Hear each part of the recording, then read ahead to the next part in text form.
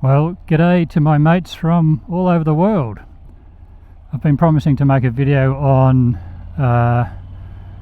my diet and exercise and changes I've made to my lifestyle since being diagnosed with coronary artery disease. I can't believe I'm using that term when I'm describing myself, but here we are. And so today I'm going to talk about the changes I've made, what sort of food I've cut out and what exercise, and just let you know where I'm at. If that interests you, stick around. So the first thing I've done is really looked at my diet, and I wouldn't say I had a bad diet, I just had a lot of extra stuff in there I shouldn't have been eating, if you like. So the big thing I've done is to just look at the carbohydrate intake that I was having, because carbohydrates, from what I've learned and all the research I've been doing, is really not good for your body. You need some, but you don't need a lot. And the carbohydrates that you don't use for energy get stored as fat, it gets converted to sugars first, I think, and then stored as fat, and it's a fat that's not easily accessible by the body or readily used by the body, and so you end up just having this stuff floating around stored in your body and what have you. And the other thing that I also learnt that you really need to cut out is trans fats. Now, trans fats are the sort of oils that are used for deep frying, and when you think about it,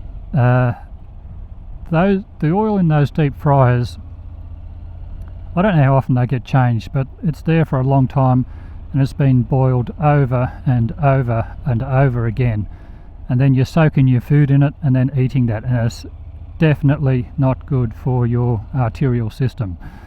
So that's a big one to cut out. So I've cut out all fried foods, and sugars, like direct sugars in soft drinks or sugary fruit drinks, anything like that. I cut all that sort of stuff out a long time ago, so I haven't really been a consumer of that. Years ago I stopped drinking soft drinks because I just thought this is not good for me. And what's the other one I've cut out? So soft drinks, sugar drinks. Oh, the other thing is low-fat milk. I think I've been drinking low-fat milk since, I don't know, my 20s, I reckon. So 40 odd years. I just thought that low-fat, I was always told, was better than full cream or the normal fat milk. But it turns out that's not the case. The fats, there are good fats and there are bad fats, and the fat that's in full cream milk is good at reducing the bad cholesterol. So, and the low fat milk, what they put into it to make it palatable, tasty, is basically sugar. So that's not good. So I've switched to full cream milk. Now when I say full cream milk, I'll give you a rundown of what my daily diet is. And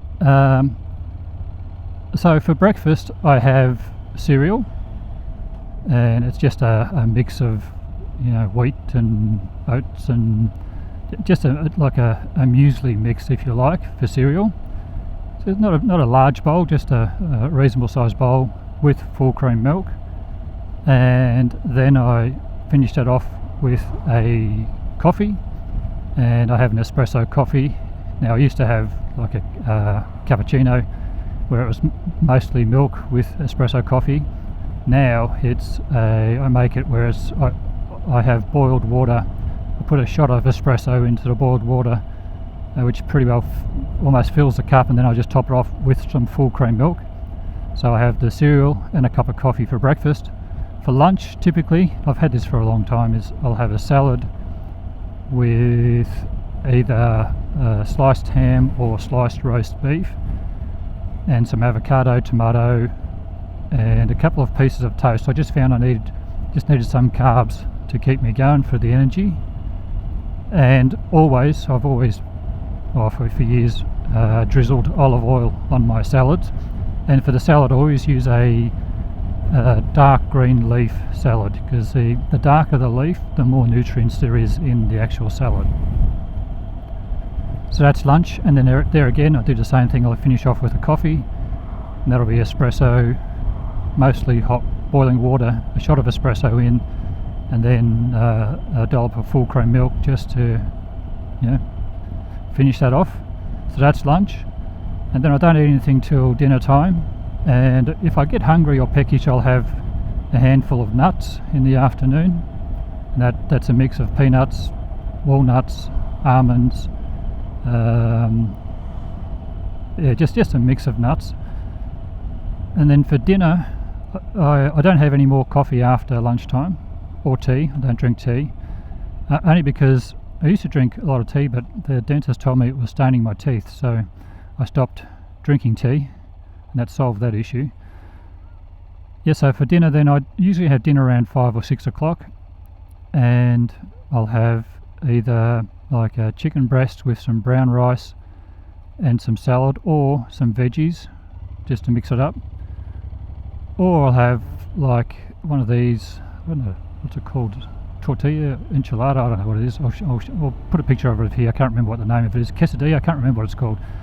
I have one of these with brown rice and either lettuce or a salad or veggies, and then that's my dinner.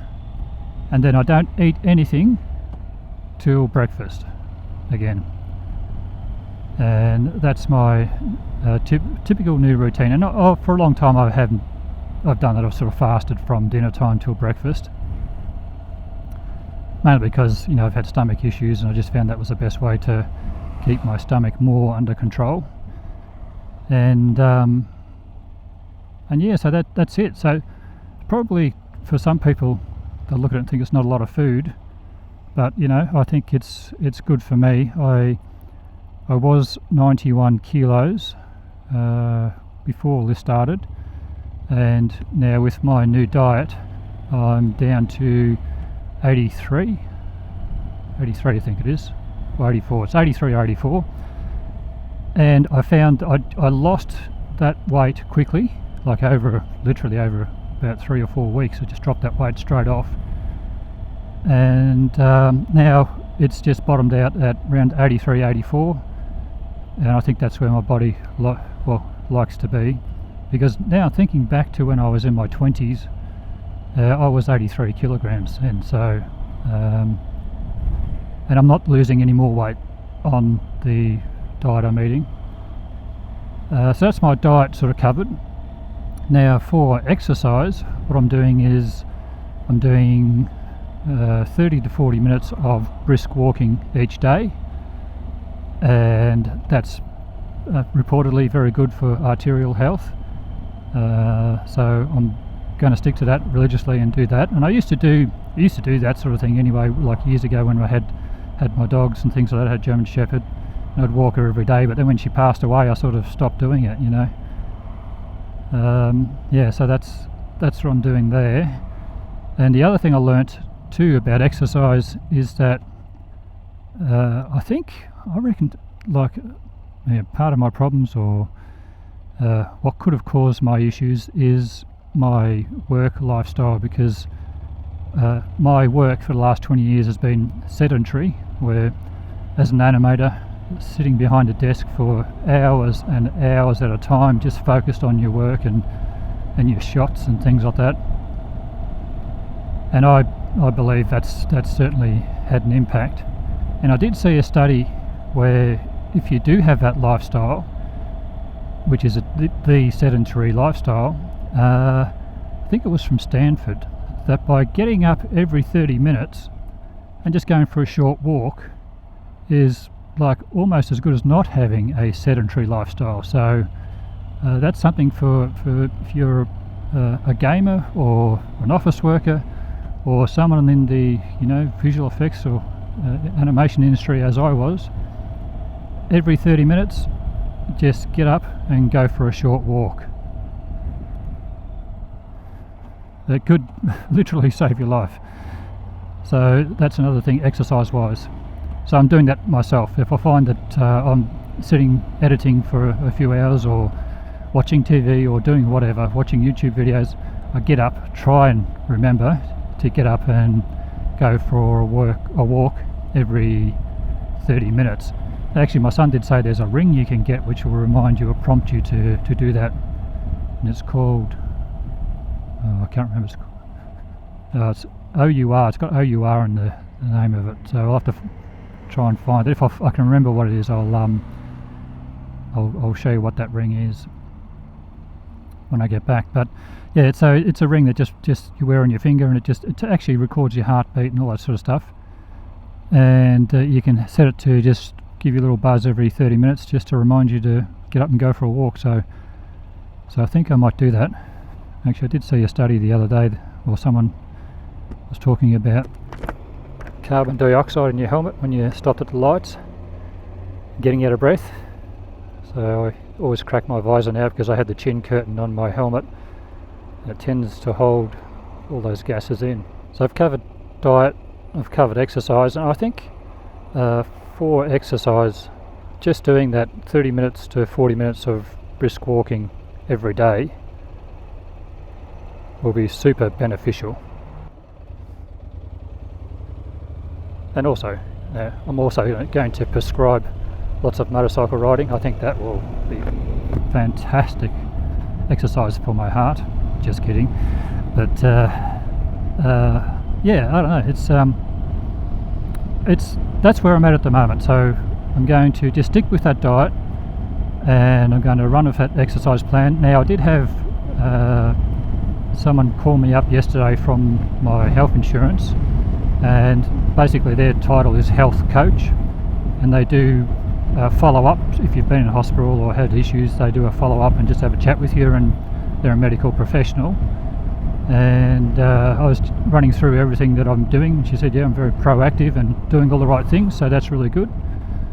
And I've got an appointment with my cardiologist on the May 19th, and I've got a heap of questions I want to ask him about this, like things like, you know, how much can I exercise, how far can I push things, what should I do, what shouldn't I do, etc. And this health coach was saying that she'll give me a call after that appointment and look at a diet plan, so just to ensure I'm getting enough carbs and enough nutrients. And also too, just on the diet plan, carbs, nutrients, I saw that there's areas in the world called blue areas where men are living as long as women, because typically men don't live as long as women most parts of the world. And one of the things I saw, that the Sardinia was one of the places, and the Sardinian men and women drink or consume a litre of extra virgin olive oil every week in their diet. Now, I have been doing that for quite a while, but not a litre, nowhere near a litre. I wasn't sure how much you should have, you know, so always do everything in moderation. But I think from that study I can significantly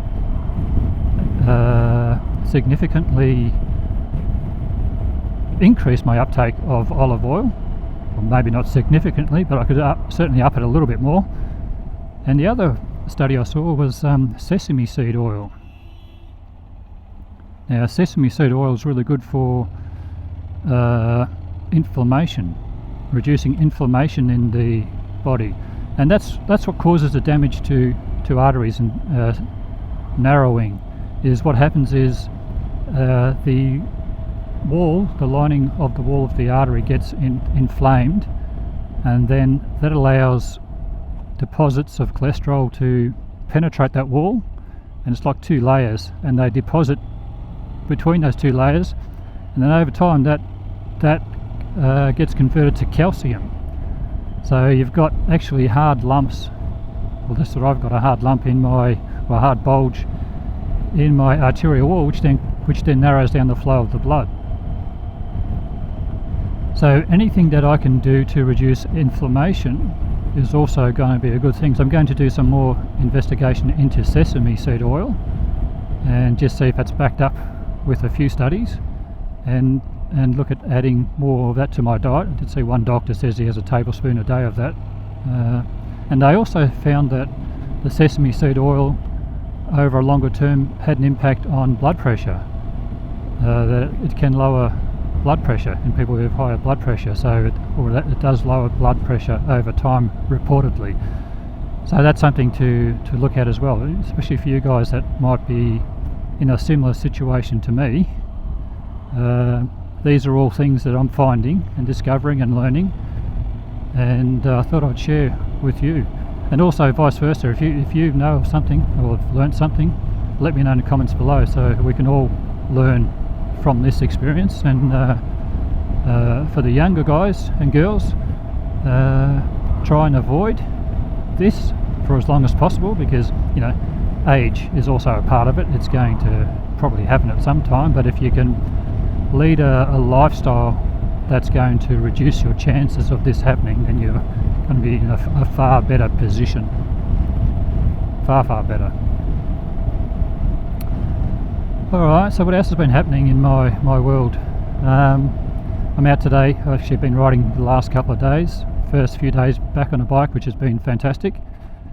And because especially this time of year now, we're in autumn in our part of the world, and you can see if it looks hazy out there, it's because all the farmers are burning off their paddocks or fields, as you would say in the US, and it's obviously some sort of crop regeneration or ground regeneration thing or soil regeneration thing, and they do it this time each year. And of course then we've all got a smell of smoke and hazy atmosphere until they get it out of their system. I'm not sure how this helps the carbon dioxide situation for global warming, whatever, but apparently it's not a problem. So yeah, so being such great weather, I'm going to make sure I take advantage of this. It's about 22 degrees.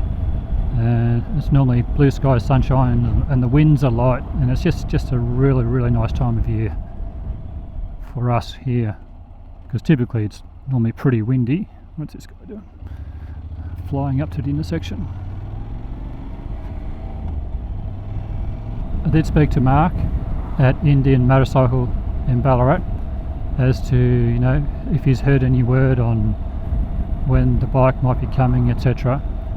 And he said that he's heard no word, and this is the way it works apparently. So he'll get a call or a message or whatever to let him know when the bike is on the water, on the ship heading out from the US to Australia. Now, he said once he gets that call or once he gets that word, it's 8 weeks from that time before he'll see the bike at the dealership. So it's now, what are we at, the 5th of April. So even if it left today, it's I won't see it till the 5th of June. And every day I hear no word, it's another day before I'll see it. So still 2 months away before even thinking about seeing the bike. But I thought I'd just let you know how it works and how long I've got to wait. I've had a few people inquiring about the sale of this Champion, and yeah, I've had a few inquiries. I had some funny inquiries. A guy rang up and he was quite interested in the bike and said it suited his needs perfectly, etc., and just talking about it, and I said to him, yeah, it's great. When I'm riding along the highway and I see a gravel road or a dirt road, I can just peel off and take that dirt road, and it's not a problem, it handles it beautifully. He said, oh, you've been riding it on gravel roads? And I said, yeah. And he said, oh, no, oh, that's a bad deal. No, that's turned it right off for him. So I don't know what he was expecting to find, a bike that's got stone chips all over it and has just been thrashed and dropped and whatever. I don't know, because the bike's like new. It's in perfect condition. One guy came to look at it and he couldn't believe how clean it was. And yes, I don't know, just there's some funny people out there. If it's been ridden on a gravel road, well then it's dead to him. So yeah, so I'll just I might drop the price on it. I've got 10,350 on it now. Obviously I've still got time. I've got 2 months before I even think about seeing my next bike. I might drop it down to, I don't know, what do you reckon, 9,750, and just see if we can stimulate a bit more interest. That I'll do that this probably Thursday, Friday, and see how that goes. Just trying to think what else. I'm just going to keep chatting, and you guys can keep watching the video if you're enjoying it. If not, you can tune out at any time you like. It's completely up to you. And that's another thing, actually. I want to talk about that. It's not a whinge or a complaint. It's just, I don't understand people who watch a video and keep watching it even if they're not enjoying it, and then leave a complaint to say that it was a crap video. Like, if it's not for you, don't watch it all the way through. Just, you know, tune out when it's you think, hey, this is not for me, and go on to the next one. That's what I do, but I don't leave a comment on every video that I'm not enjoying. I just go on to the next one. Like, I don't understand. It's just weird. But anyway, that's what people do. Well, look, don't get me wrong. I appreciate feedback. If you've got something constructive that you think will make the video better, I want to hear it. And I don't like deleting comments, blocking people, or anything like that. I want my channel to be a place where you can freely speak your mind, and, you know, please do so. But, you know, if you've got something constructive to say, yeah, leave a comment. You know, take the time to leave a comment. I'd super appreciate that. But if you just didn't like the video, there's no need to leave a comment. Just move on. You can give it a thumbs down and move on. That's fine. I'll, you know, just check to make sure the camera's still rolling. I thought I've been talking for half an hour, and if the camera hasn't been rolling, then that's not going to be good. What I might do is just enjoy my little ride here, extend it for a bit, and if you want to hang around and watch it, great. If you don't, that's cool too. Completely up to you. If there's wind noise on the video, I might put some music to it if I'm not talking. If I think of something to chat about, I'll just start talking. But I'm just going to enjoy. Oh, actually, there was something I wanted to mention.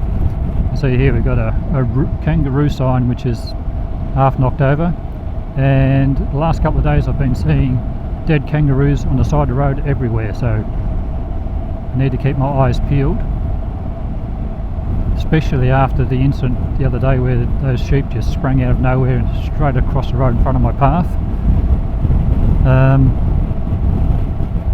Now, you know, this time of day I feel pretty comfortable, because normally kangaroos are active at dawn and dusk. That's when they get up and start feeding and things like that, and they're pretty inactive during the middle of the day. So I don't stress too much about this time of day. It's just that at dawn and dusk here, I've just been seeing kangaroos, and even a wallaby the other day I saw had been hit by a car. And typically what will happen is you'll see a kangaroo on the side of the road and it'll have a pink X on it, spray painted on it. It means someone's checked it to see if it's got a joey or a baby, because we like to try and save the joeys if the parent's been killed, and then they'll go to a health wildlife sanctuary or somewhere to be raised, or people will take them into the home to raise them and then release them. But if you are a tourist, another kangaroo sign, if you are a tourist coming over to Australia and you see a dead kangaroo on the side of the road, don't go up to it, because what can happen is the kangaroo can be stunned and just lying there, and if that is the case, the first thing it does when it sort of comes around or wakes up is attack. So if you're standing there going to check out this, what you think is a dead kangaroo, it could all of a sudden come to life and it will attack you. Well, it's most likely to attack you. So if you're a tourist coming to Australia, just be really careful of that and mindful of that. It's funny how you start to think when you know you've got a bike on order and you're waiting patiently. Now initially I was going in to buy a Scout Bobber 20, and especially this red colour for 2023 here in Australia, it's just absolutely beautiful. I love it. And I was going to buy that bike, and then Mark suggested I test ride the Chief, and then I thought, yeah, this is awesome. And so I switched my thinking and my order to the Chief. But you know what, I see there's plenty of Scouts on the floor, and I sort of think, oh, it's tempting to sort of say, no, I'll go back to the Scout, and then at least I've got my bike sooner, because I do really like the Scout, and the riding position on the Scout Bobber 20 with that 1920 seat, which is this seat right here, it was perfect for me, absolutely perfect. But you know, if I bought the Scout, the first thing I would order the Fox shocks with the bike, because just to give me that little bit more comfortable suspension, and I'd order a screen, I'd include that in the order, and a little rack. Now from memory I think the Scout's at about 24 and the Chief's at about, or the Chief Dark Horse is 28.9 I think. So by the time you order those extra bits on the Scout, I'm probably going to add, where we got Fox shocks, screen, mounts, what else? The rear rack. There's probably $3,000-4,000 the way Indian price their parts, $3,000 or $4,000 in accessories there, which brings the Scout up to 28,000. Now admittedly on the Chief Dark Horse I would order a screen, the mounts, which are very expensive by the way. I think we're talking about $1,500 for the screen and the mounts, or maybe more, I can't remember. And the shocks I'm super happy with, the seat, suspension, all that. So it really would only be the screen and the mounts for the screen is what I would get. Now that would take it up to around 31,000 Australian, which then is getting close to the 32.9 I think it is for the Indian Sport Chief, which already has the screen and the quarter fairing, has great brakes, has great shocks, you know, even better than the Dark Horse. And so you sort of think, well, that's probably better value again if you're just going on value for money. Styling wise, I still prefer the Chief Dark Horse. I'm in two minds really, because the Chief Dark Horse has the styling I prefer, and there's something about its simplicity, stripped down look that I just really like, and I just find super appealing, and its riding position I found really cool. I really like that. The Chief Dark Horse on the other hand, I also really like that, but for different reasons. I do really like the styling. I think it looks really cool. It's like a cafe racer cruiser if you like, and you know, having upside down forks, twin disc front end. Not that I found the brakes to be lacking in any way on the Dark Horse, I'd be quite happy with those, but you know, you're getting it for not for free, but you know, for not much extra. And the fact that it's got an extra inch of rear travel on the rear suspension, and the seat is reportedly more comfortable than the Dark Horse. I found the Dark Horse seat alright, but didn't spend, you know, an hour or two on it. Yeah, so you can say I could easily go either way. Seriously, I like them both equally. So we'll see what I end up with.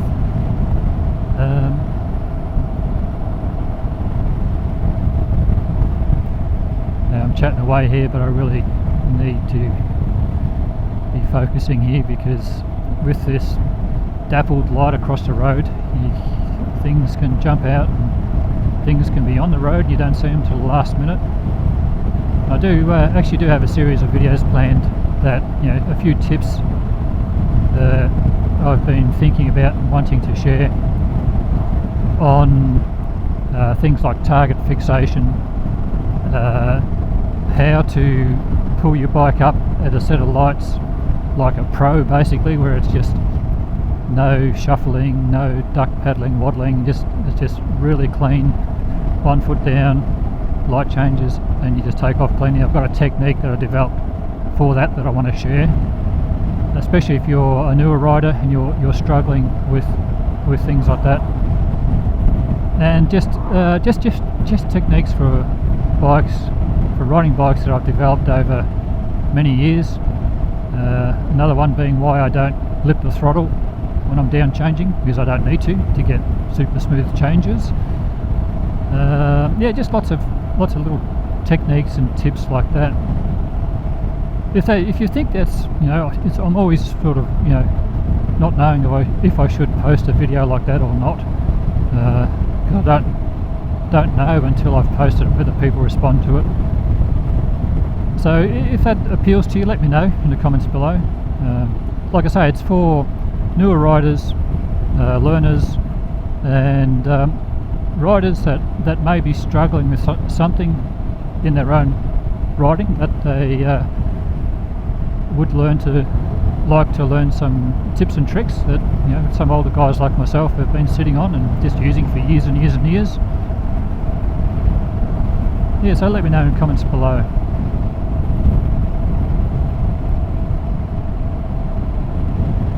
So this has been a bit of an interesting ride. I've started off in the city around the lake and came out through the city a bit and then into the countryside. And being on a motorcycle is just such a nice place to be. Well, the other thing I wanted to talk about too was mental health, and the new health coach that I now have out of the blue from my private healthcare provider was talking and asked me about mental health and how I'm feeling and how I'm coping. And to be honest, I think I'm in the best place I've been for a long time. I was feeling anxious and things like that, and stressed and wrung out, and I've been having issues in my chest and stomach and all sorts of stuff. And it's a nice looking old car, a Studebaker, I'm going to guess, or something like that. And you sort of, in your mind, and I talk about it with my wife, and that's another mantra I have: a problem shared is a problem halved, and that is so true. And I was talking out with my wife, and sort of thinking, well, maybe it is all in my head, and I'm dealing with,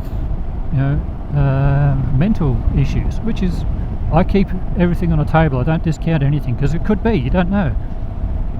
And so after having that episode where it ends up in the ambulance and then in the hospital and all the checks and then the angiogram and all the procedures that said, okay, yeah, you do have an issue, coronary artery disease, I sort of, in my own mind, I feel super, I suppose, relieved, and knowing that I now know what's been causing all my issues, and all my stress and my anxiety.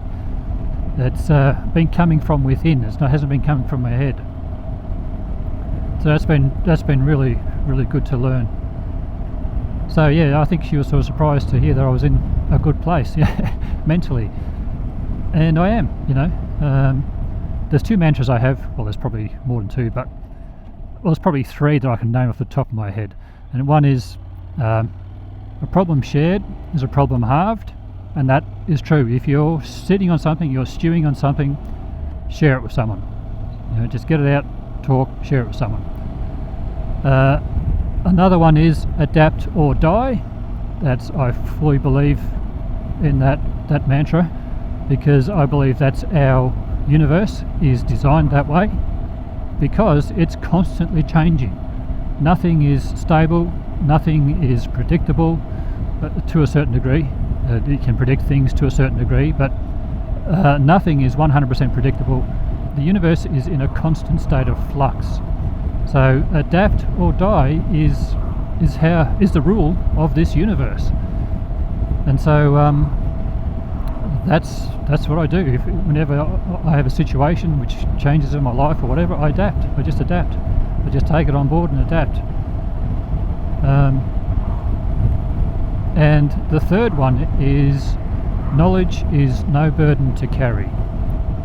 And I think that's such a clever saying, a clever term. I don't know who came up with that one, or any of these, honestly, originally. That knowledge is no burden to carry is something that was shared to me by one of my bosses from a company I worked at, and I just thought that's so true. Like, learn as much as you can. It doesn't hurt you, it doesn't slow you down, it doesn't, in fact it's the opposite, it actually gives you an advantage.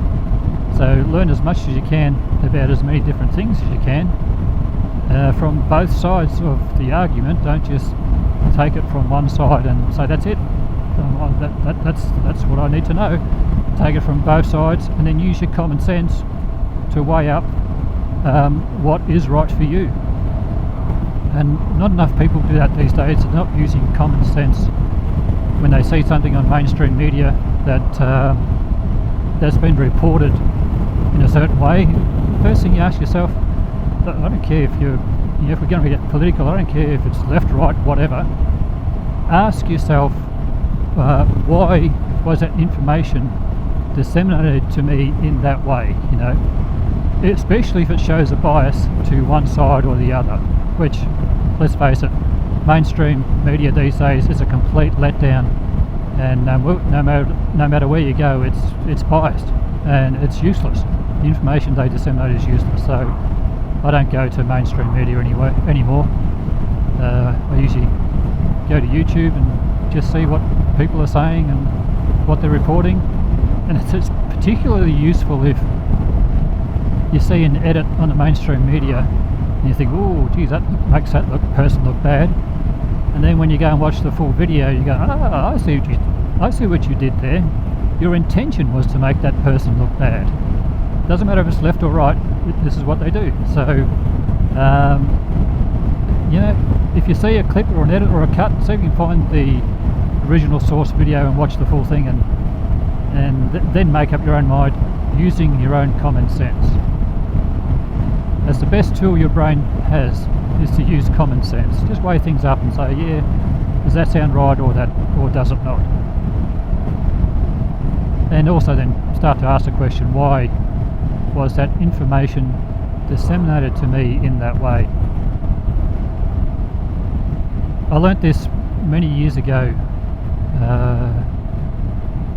There was a teacher that gave us all newspapers.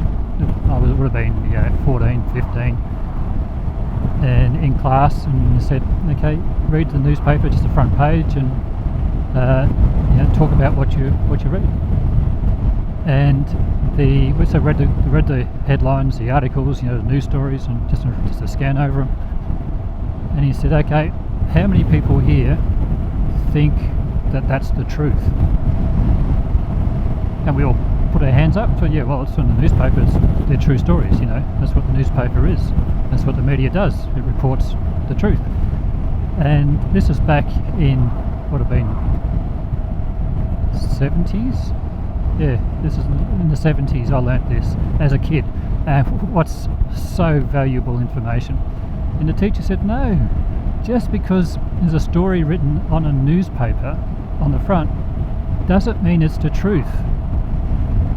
He said, there's a reason why they have retractions, and they go back and said, oh, we mucked up the story, or people make mistakes, people get things wrong, and so they're just people, reporters, writing stories, putting them into the newspaper, and the same applies to modern day media. And they can have political biases, they can get things wrong, they can be fed false information and then write a story.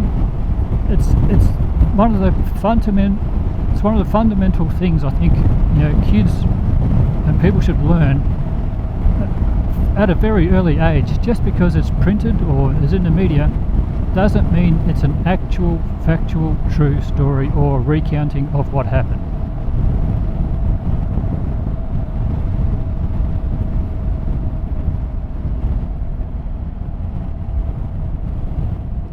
Peugeot 404 Ute. Pretty cool.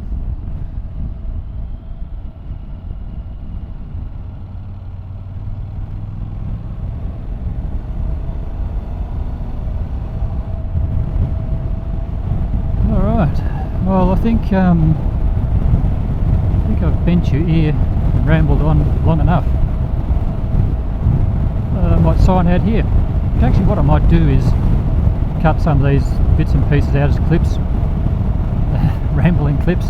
If people want to watch them, good. If they don't, great, fine, whatever. It's completely up. This channel's here for you to decide whether you want to watch bits or not. You know, I don't expect you to watch every video.